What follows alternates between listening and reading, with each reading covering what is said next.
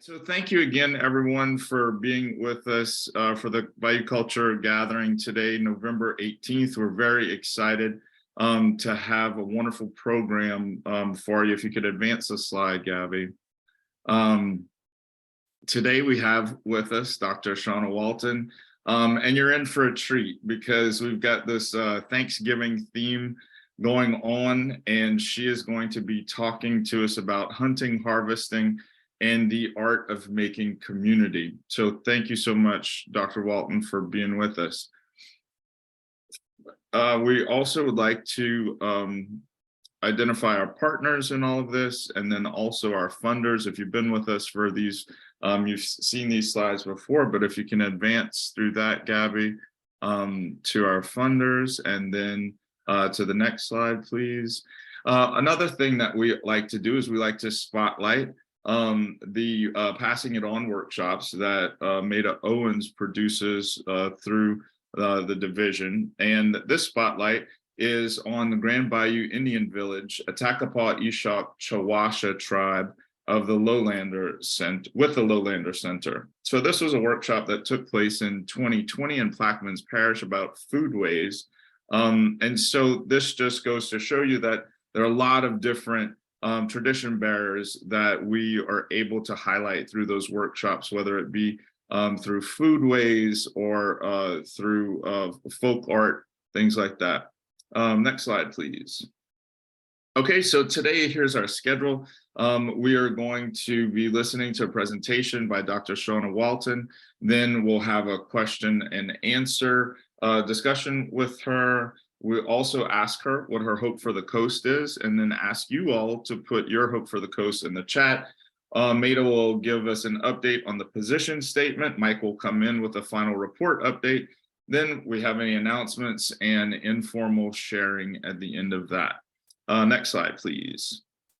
All right, so with no further ado, you are all in for a treat with the work that Dr. Shana Walton has done and the presentation that she's going to give to us today. So Dr. Walton, thank you again so very much for being with us, and we're looking forward to your presentation.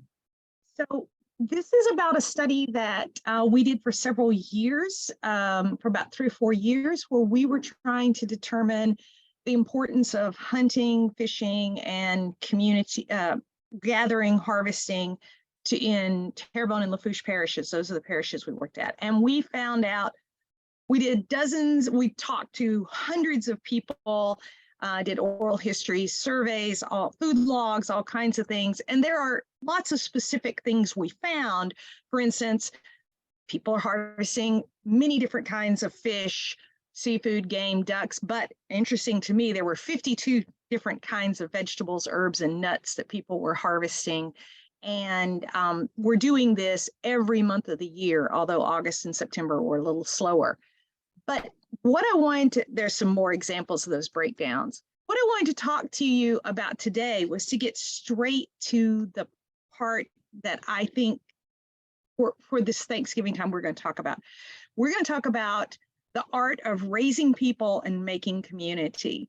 And we're going to start at this little garden full of little raised beds in Bayou Du Large. We're not using their names. We're just calling them the Dupre family with their permission. This is what we have. And it's a beautiful little garden that feeds a couple of families out of this. And she did logs, Mrs. Dupre did logs for us for about a year. Maybe not a full year, quite almost a year. And here's one of the things she wrote in her logs about harvesting, or a journal, you might call it. For supper, we had boiled shrimp that our son brought to us, already boiled. He owns a machine shop, and sometimes he does work for friends and they give him seafood. And also for dinner, John cooked an oyster spaghetti made from the oysters our son gave us, which he got in trade from some other machine work. And we're waiting for people to come pick up satsumas from our trees. We had garlic bread that our kids sell as a fundraiser for their school. They sell cookie dough too, but John's a diabetic, so we don't buy the cookies. We buy the garlic cheese bread instead. Even though I love it, I think it's just a ripoff. So this is one day of eating that Ms. Dupre recorded, and it's only 8 sentences. But in those 8 short sentences, Ms. Dupre tells us about 7 relationships or connections to people and places. Her son, her husband, her son's friends, her son's work colleagues, her neighbors and friends who are going to pick up the satsumas but haven't come yet, and she's a little aggravated, her grandchildren, her grandchildren's school, the people involved in that. What we learn her son works in a machine shop and barters his off-time labor for food. He shares that with his parents. Her husband has diabetes, a common illness down the bayou, and he's also one of the household cooks. They grow satsumas, which they're sharing with their neighbors. The oyster spaghetti and the boiled shrimp are both made from items that their son got in trade. And they're full participants in the modern world. They're not some sort of retro throwbacks. They're buying garlic bread and cookie dough in a school fundraiser. And even if it's really expensive and kind of a ripoff, it's really tasty. So we get a look into occupations, economics, health, education, family structure, social networks, values.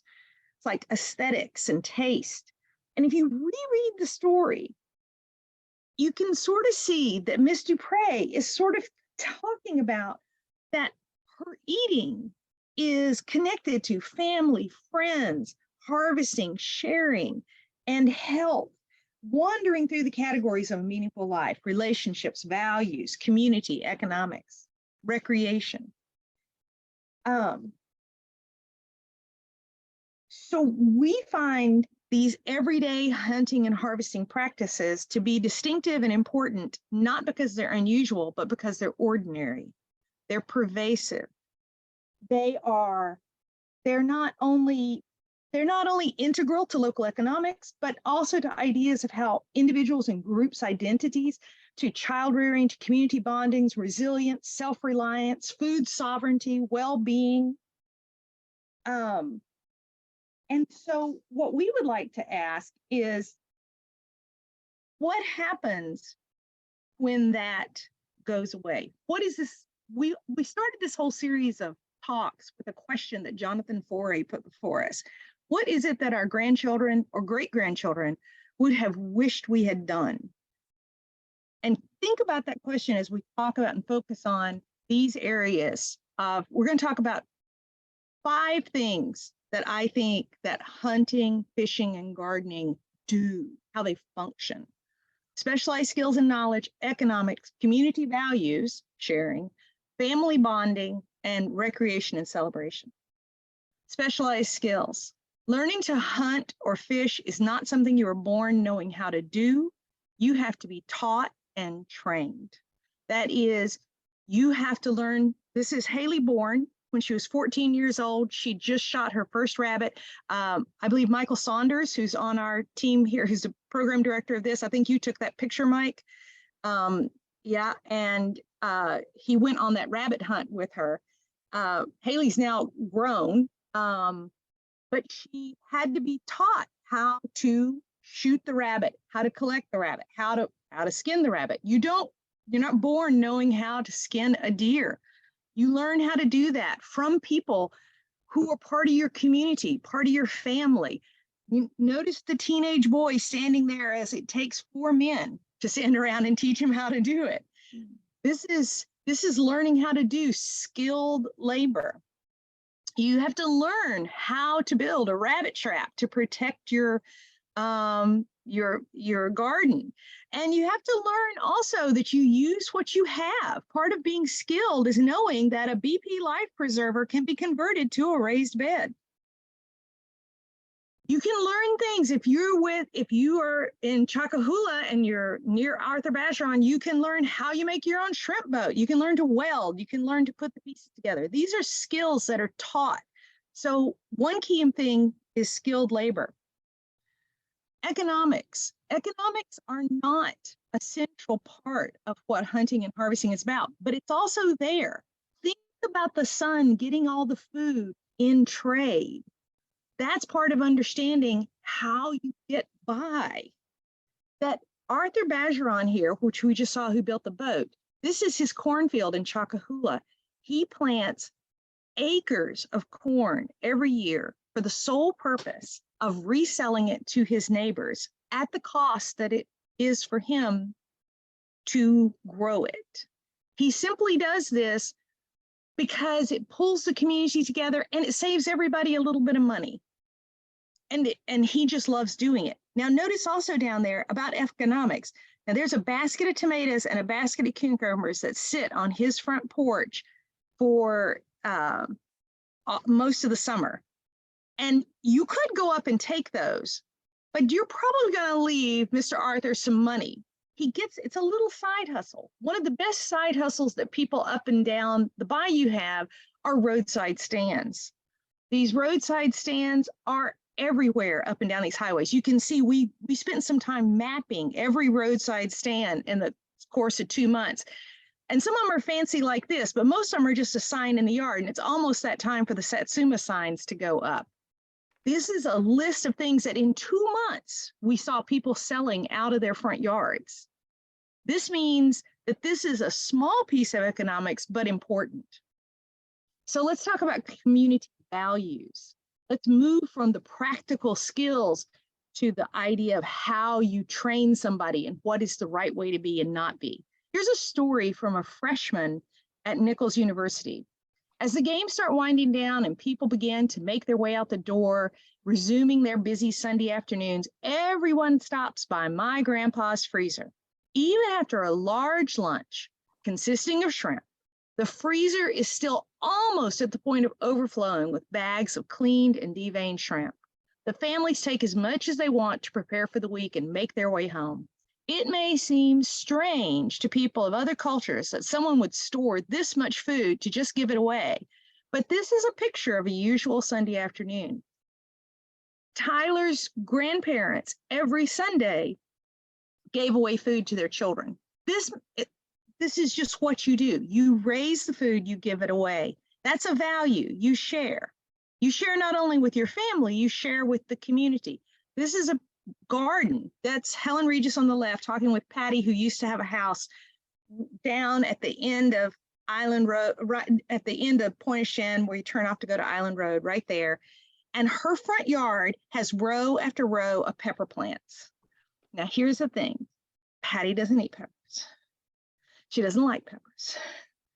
All of those are for her children, her grandchildren, and their friends, and the neighbors up and down the road who all love peppers. They want to make pepper sauce, pepper jelly, whatever, salsa, whatever. But she has to grow it. She plants it.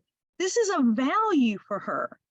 This is how you take care of people. This is how you take care of yourself.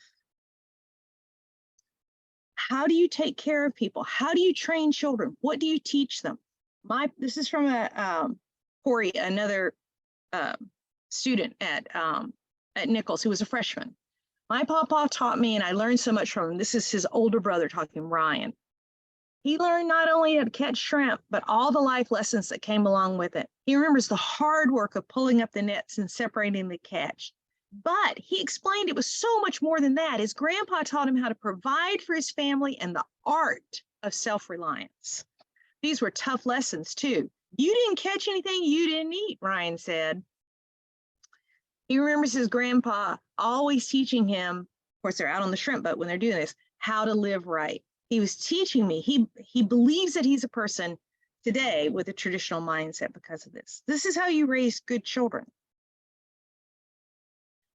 The fourth thing, so values, we're up to values. Now we're up to family bonding. Not only do you need to raise them well, but you need to keep them close. This is from John Sereny, who has had a duck camp for years and years. He's very involved with Ducks Unlimited. He told us this story.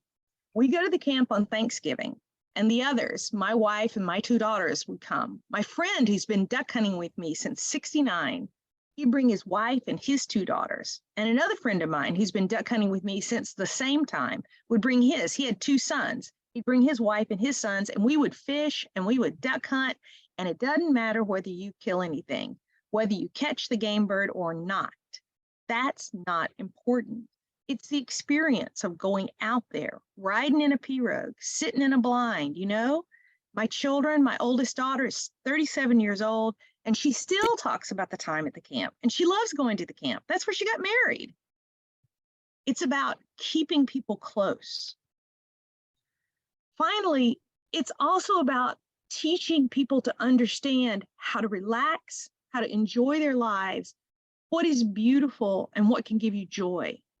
So we were at the Chauvin Folk Art Festival collecting stories of hunting and fishing. We collected a lot of them. This one guy walks up to us and he goes, I'm going to tell you, it's all about family.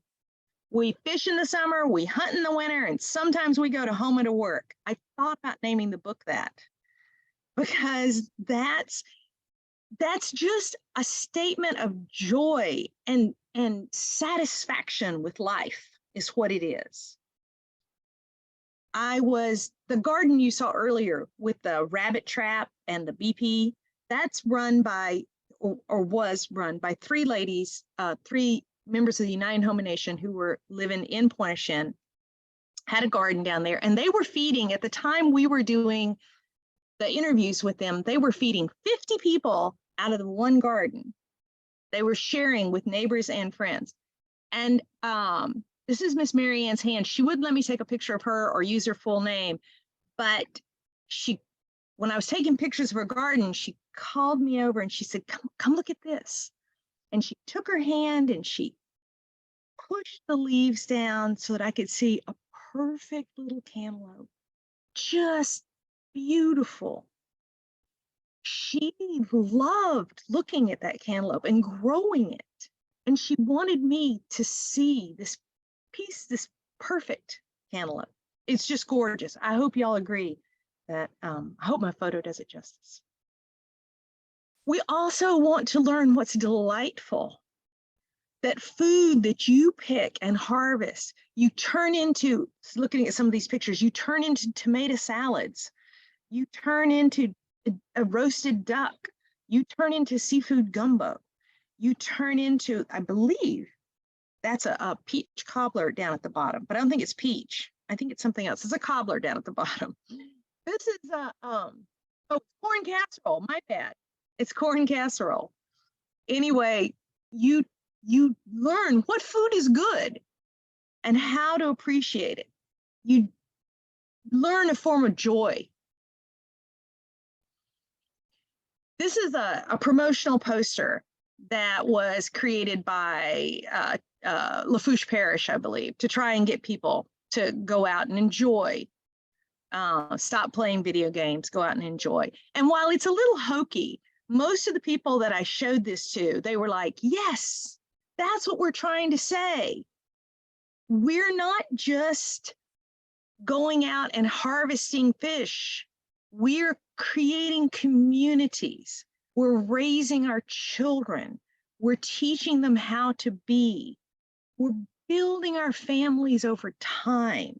And the way that they do that, we're teaching them respect your heritage and history, share widely and often, see the beauty in the woods, the bayous and marshes, eat good food, place a premium on food that's harvested, spend time with your family and friends, consider yourself a caretaker of the practices you inherit and the places your ancestors called home.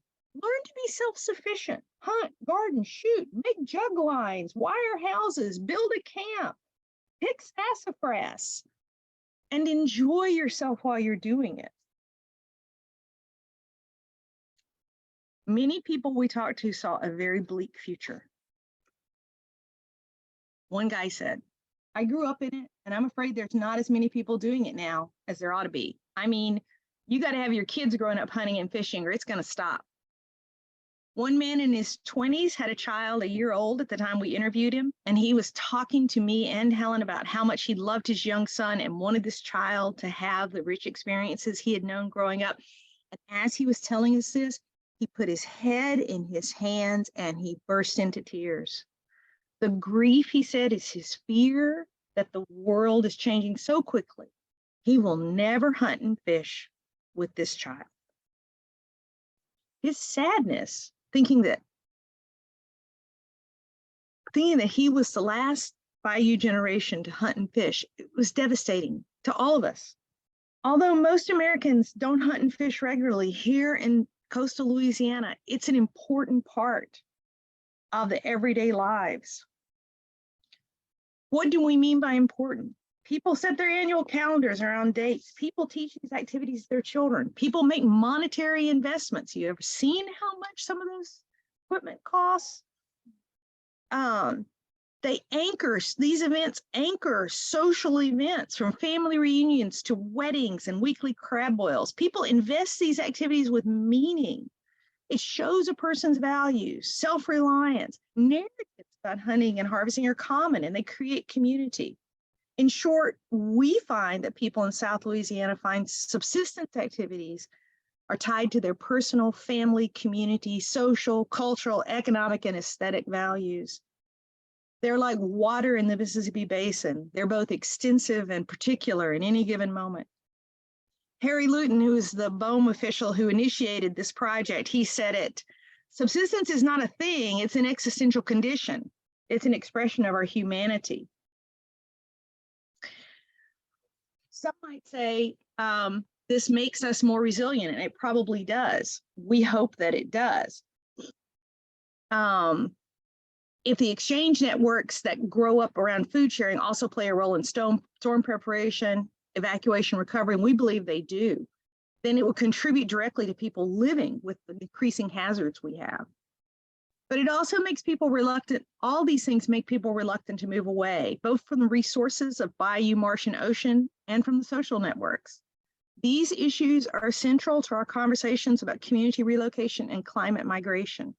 You can relocate a house, but how do you relocate entire social networks? How do you relocate practices that are place-based? And how does moving farther from the marsh and the bayou affect your ability to participate in harvesting and sharing activities that are central to your identity and well-being? That's a pretty sad question to leave things on, but it is kind of where we leave it. I'll leave it with this one last picture, which is, this is also, the reason this picture is sad to me is because this is Jenny Berg, who lives in Berg, Louisiana, and she's an avid gardener. This is her trying to rebuild her garden after Hurricane Ida, and she had to do it with truckloads of dirt because the dirt around her house is not good for growing. This is actually manure, but trust me, there were also truckloads of dirt that she hauled in. And that's what it's come to, folks. But here she is. She may be using only raised beds, and she may be like practically paving everything, but she's harvesting. And that is the hope. She has adapted and changed and learned a new way to grow things.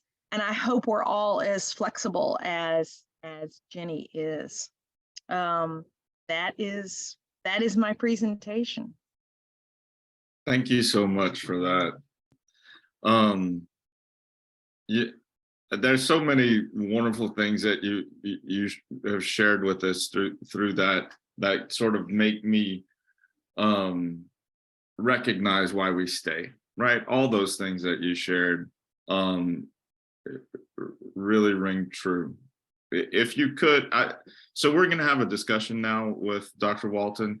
I'd like to start off with a question about your book. So there's a book that is going to be coming out soon. Can you give us the details on that? And sort of, was your presentation sort of a bit of a, maybe not synopsis of that, but maybe a little, a little hint on what's included in there? Yes, so the book does have has that story in it, and a lot of other things. Some of the same pictures are also in the book. We thought it was coming out in 2023. We just got an email last week saying it'll be out January 2024. So it's called Bayou Harvest. But the report that it's based on, we did a 400-page report that it's based on. If anybody would like copies, it's free to the public, and I can get you a copy of the report. Thank you. I think Mike's got his hand up. Oh, yeah, that's interesting to be on this side of things and raise my hand. But I just wanted to add a couple of things to what Shana was saying. That particular picture that she showed, That was a rabbit hunt in which they were specifically wanting to teach her, and I forget the grandson's name, but Richard's grandson. And in fact, Richard made a big point about how this was an important part of culture to carry on. And his granddaughter in particular, he said, "Oh, you just wanted to sleep in this morning, but I made you get up and you're here hunting with us." And each of them had a rabbit that they killed, and there must have been 15 or 20 adults standing around them, watching them clean the rabbit, and making various jokes. They dropped the rabbit on his grandson dropped the rabbit on the ground, and they said, "Oh, we don't need any salad with that rabbit." But it was a Yeah. really important part, and Richard himself emphasized this is important for them to learn. This is, and it has this inherent conservation ethic that he felt the younger generation was losing, and that he really saw as critical to his culture and necessary to pass on. So just backing up a couple of things, I did work on that project as well. Mhm. Yeah, we had a whole team of people. It was not just me and Helen. I actually have a slide that I forgot to show. Thanking everybody. I forgot the thank you slide. Mark? Yeah, I was just curious about the young man with the 1-year-old son who broke down. What were his specific concerns? Was it relocation? Was it environmental changes? Was it video games? No, going through his his concern mind? was specifically that he would never be able to hunt and fish with his son because they would not be able to hunt and fish, because he pointed out, we were talking about, the whole thing started, we were talking with a whole group of, he was a firefighter, and we were talking with a group of firefighters, and he was telling us, we were just talking about the changes they had seen, and they started talking about people where he was taken and taught to hunt when he was a child, and how you couldn't hunt there anymore.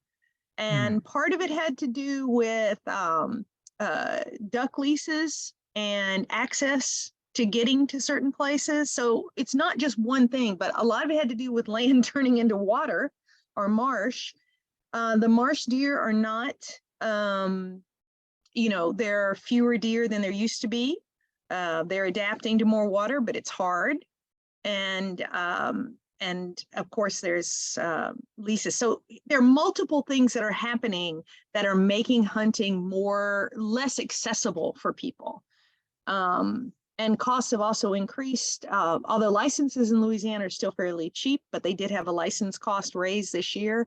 I don't know if y'all been hearing people talk about that. But he wasn't worried about the licenses. He was worried that between the hurricanes, and there's just not going to be there, and you can't go out in your backyard and hunt. Okay, thank you. Honora? Yeah, I was just thinking in kind of respect to some of the other talks that our groups have been talking about, such as people having to move ultimately to different locations, or just the fact that the land is changing around them, and these practices can't be done there due to the actual changes in the land around them. Has the importance of things like community gardens and publicly available lands, such as the WMAs for hunting and fishing, or do you see that as something to help people transition as things are changing, or what needs to be done in receiving communities for people to help preserve these traditions? Not exactly the same, but at least in some form. I don't know. I think most people want to garden in their yards, not community gardens. I mean, I'm sure it would be okay, but I mean, and gardening, you can do it all over Louisiana. I mean, South Louisiana doesn't have any particular hold on that. It is a slightly different climate. You don't find people in North Louisiana harvesting a lot in December and January, which you do here. People have full-blown winter gardens. So there's some adaptation. I think it's more that it's just going into your backyard and doing it. It's like crabbing in the canal that's down there, and you know, catching a garfish in the bayou. And the only reason I mentioned the garfish is I saw some people doing that. They were netting them up and catching them, and obviously had electric knives to cut them with. But yeah, I don't know if that's answering your question or not. One thing that I did think of was one of the exchanges we might have to get people to know each other better is if we could just get the hunting clubs in North Louisiana where they have too many deer, and all the people in South Louisiana who don't have enough deer, if we could just we could bus them up to North Louisiana, let them go kill a few deer, that might help, because God knows they have too many deer in North Louisiana. I mean, they're becoming a problem. Yeah, my mother's garden gets eaten up every year. That would also help build the relationships between those communities that we've talked about, trying to partner communities in the north with communities in the south and build those relationships. And I think that would be an easy one. I didn't think if people had inexpensive access to hunting in the northern part of the state, they would do it. Actually, several members, a number of members of the hunting club I worked with there did have leases in North Louisiana, and you know, brought other members in to go hunting with them. Right. We need more of that. Any other questions for Shana? I'm just curious about other people. They can post in the chat if they like. Did any of those things that those people talk about being so important? I mean, I grew up in a family where everybody hunted and fished and gardened, and they're still doing that. And did that ring bells with other people? Is that part of y'all's lives still? Yeah, I mean, I see a lot of folks nodding, but your presentation. So after Ida has been very difficult on a lot of us, right? And so Ida was the first time that I really considered, you know, moving, and where would I move, and what does that look like, and you know, for me and my family.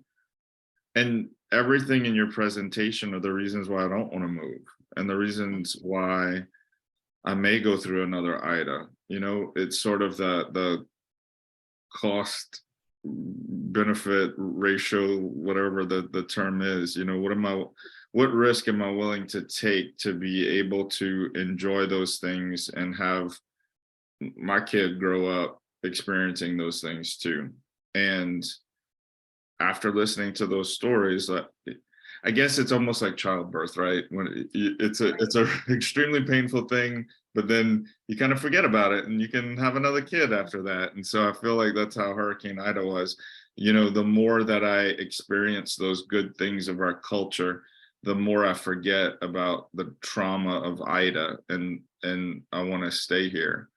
So anyway, I mean, so yes, it does definitely, everything in there rings true to me and to how I grew up, and I want my son to grow up. All right. So thank you again, Shana, so much. I personally loved the presentation, and I'm sure everybody else did as well. What is your hope for the coast? Me individually is adaptation. And I see it everywhere there's small adaptations like the BP raised bed, and then bigger ones like where you just learn how you have to cope to do these things, like the men in the Brule Hunting Club that Michael was talking about, where they're swapping out with people in North Louisiana. So adaptation is one of my hopes for the coast. If there are other folks in our group, if you'd like to put your thoughts in the chat of your hope for the coast, we'd appreciate seeing those as well. Thank you again, Shana. It was really amazing. It really, yeah, I appreciate that a lot personally. Next, we would like to invite Maida Owens to talk about the BCC position statement. Maida? Yes, I'm delighted to be able to say that we did accept the position statement. Everyone voted. It was an almost unanimous position vote, and it is posted on the website. You can go in there now and see everything and actually sign on to it, but we're waiting to announce it broadly because we want to test it out. So if you want to help participate in making sure that it's articulated the way it needs to be and that everything works, please do go to the website and take a look at the changes that we've made. This was an amazing process for me. I had never worked with consensual, a collaborative process like this to come up with a consensus. And I must say that even though it took 4 rounds, it was worth it, because I think the position statement is quite strong, and I've heard that from other people. So if you are so moved, please go in and look at the position statement and let me know if anything is confusing, if you have any recommendations for refining, not the position statement, but everything else that getting to the point where people sign on. If something doesn't make sense, I'd much rather learn about that now instead of later. So I really want to thank all the people. We had, I think it was almost 60 people who voted, and that's remarkable. I'm really pleased with that. So thank you. Excellent. Thank you for that update. And then Mike, the final report update. Yeah, and a couple of other exciting things. Although I do got to say, I had a real bit of nostalgia there a moment ago, thinking about running trot lines with my grandfather morning and evening, going out for the white bass, and we'd have all our neighbors, 4 or 5 or 6 boats, go out and find a school, and everybody'd get together and clean them and split them up. An aside, but I mean, I sat here thinking, wow, that's really too bad my son will never have that. But as far as the final report, I am by December, I'll be finalizing a report, and there'll be a short, more or less executive summary that we'll share with everybody. And then you'll have access to a far more detailed, longer report that I'm putting together. I've been, especially the Culture and Coastal Planning Group, I've been kind of working with them so they could go over their section and clarify anything in that report about their working group.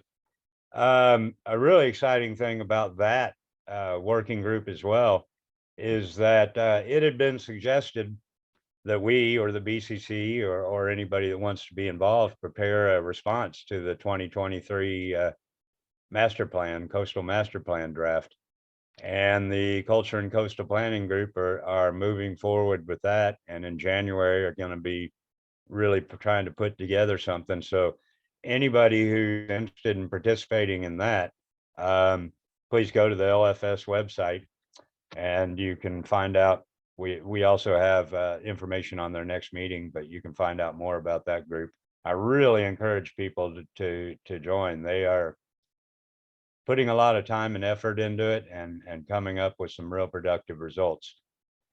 One other thing, and I might defer to Maida more on this, but Charles Sutcliffe's office released their Adaptive Governance Initiative, and the BCC not only had some mentions, but in fact our logo is included in that report. But we are having an impact, and maybe Maida might talk a bit more about that. Yeah, the Adaptive Governance Initiative was a statewide initiative for all state agencies. So it's the government agencies, not the general public and not nonprofits. And that was to make sure that to assess how much state government was complying with the master plan, and but in general looking forward to what they will have to be doing. So part of it was an assessment, not just a report of what they've done. And so the Department of Culture, Recreation, and Tourism submitted, and the BCC was part of that. So that will be posted on the CPRA website. It's not there yet. I mean, I got it just on Tuesday. And so it will be a public document that everyone can look at. And if you really need to see it, I have a copy of it and I can email it to you. If you want to see it before it's posted online, but it is a public document. Thanks, Brenda.